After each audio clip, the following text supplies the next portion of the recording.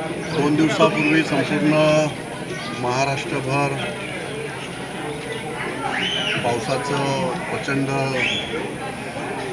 प्रमाण वाढल्यामुळे या ठिकाणी माझ्या खालापूर तालुक्यामध्ये, कर्जत तालुक्यामध्ये मोठ्या प्रमाणात त्या ठिकाणी शेतकऱ्यांचंही नुकसान झालेले, काही घरांमध्ये पुराचं पाणी घुसल्यामुळे त्या ठिकाणी त्या कुटुंबाची सुद्धा आर्थिक हानी झालेली, अशी अनेक प्रकार त्या ठिकाणी घडत असताना त्या ठिकाणी खालापूर तालुक्यातील माडप, ठाकूरवाडी, मोठा ठाकूरवाडी या ठिकाणी सुद्धा दरड या ठिकाणी भेगा पडलेल्या आहेत. त्यामुळे तिथल्या स्थानिकांना परवाच मोठ्या प्रमाणात पाऊस पडत असताना त्यावेळेस तहसीलदार असतील, प्रशासनाच्या सगळ्याच अधिकाऱ्यांनी एकत्रितपणे आम्ही येऊन तात्काळ या सगळ्या आदिवासी बांधवांना या ठिकाणी शिफ्ट करण्यात आलेले होते. त्यांच्या ज्या ठिकाणी रस्त्याची सुद्धा अवस्था अतिशय पुराच्या पाण्याने वाहून गेलेले आहेत, ते सुद्धा नव्याने बनवण्याचं काम सुरू केलेलं आहे. या ठिकाणी आदिवासी बांधवांना आदिवासी विकास प्रकल्पातून आणि आम्ही सगळेच प्रशासनाच्या माध्यमातून या ठिकाणी शासन प्रशासन एकत्रितपणे येऊन या सगळ्या आदिवासी बांधवांना तात्काळ मदतीचा हात या ठिकाणी देण्यात आलेला आहे.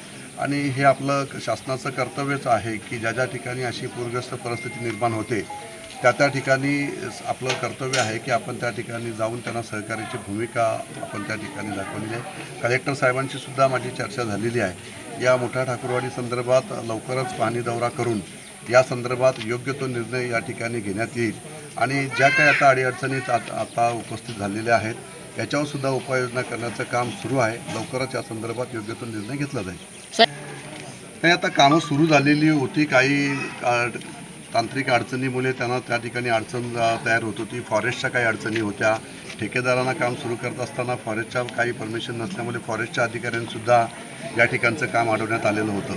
परंतु आता यासुद्धा काही ठिकाणी 3-2चे दावे करा असा प्रस्ताव त्या ठिकाणी देण्यात आलेला होता. त्या ठिकाणी फॉरेस्टच्या अधिकाऱ्यांसुद्धा तशा सूचना केलेल्या होत्या की हा एक ऐतिहासिक रस्ता आहे हा माडप ठाकूरवाडीचा आणि हा झालाच पाहिजे. या संदर्भात आपण निधीसुद्धा मोठ्या प्रमाणात उपलब्ध करून त्या ठिकाणी दिलेला आहे. परंतु आता पूरजन्य परिस्थिती असल्यामुळे सध्या काम या ठिकाणी थांबलेलं आहे. परंतु आता लवकरच पाऊस कमी झाला की हे कामसुद्धा नव्याने या ठिकाणी पूर्ण केलं जाईल आणि कायमस्वरूपी या मोठ्या ठाकूरवाडीचा जाण्याचा रस्ता जो आहे तो सुरू करण्यात देण्यात येईल. साहेब,